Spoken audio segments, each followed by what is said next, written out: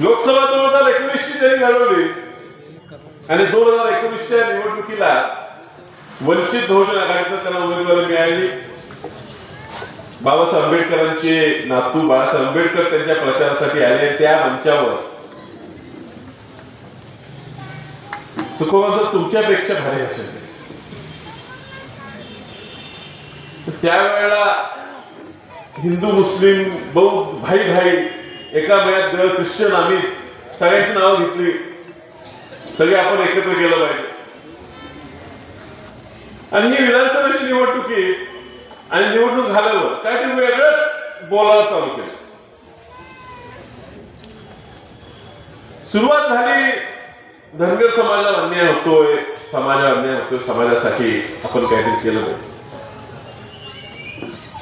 ते समाजाचं बोलता बोलता ते एकदमच कुणाला तरी खुश करण्यासाठी, वर बसलेल्या मुख्यमंत्रीच्या खुर्चीवर बसलेल्या व्यक्तीला खुश करण्यासाठी त्याच्याकडनं काहीतरी आणि एखादं मोठं कॉन्ट्रॅक्ट मिळते का, काय पदार्थ पडते का, हे मंत्रीपद खिशात पडते का, ह्या प्रयत्नासाठी त्यांनी आता मी किती हिंदू आहे आणि कसे मुस्लिम समाजाला, ख्रिश्चन समाजाला, बौद्ध समाजाला, सगळ्या समाजाला संपवलं पाहिजे आणि आम्ही एकटंच जगलं पाहिजे अशी भाषण करायला।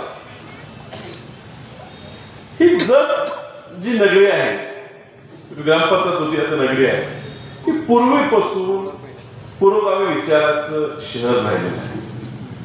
सरांनी सांगितलं, अजून जानकर साहेब बोलणार आहे तर ते तुम्हाला चांगले मुद्दे मांडतील। तरी सांगितलं, पूर्वी एकामेकाच्या कार्यक्रमाला जात असताना 12 परिस्थिती सुद्धा ह्या गावात आहे, बाजारपेठेत आहे, प्रत्येक समाजाची लोक ह्या ठिकाणी राहिली।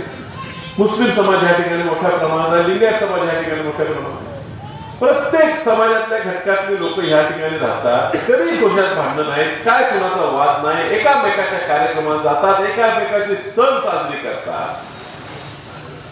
एकामेकाच्या सुखात दुःखात ही लोक आनंद साजरा करायला, दुसऱ्याचं दुःख कमी करायला भाग घेतात। अशा शहरात दुर्दैवाला असा व्यक्ती निवडून गेला की जो स्वतःच्या स्वार्थासाठी कधीही आपला विचार बदलू शकतो आणि कधीही कुणाच्याही भांडण लावू शकतो। दुर्दैव आहे।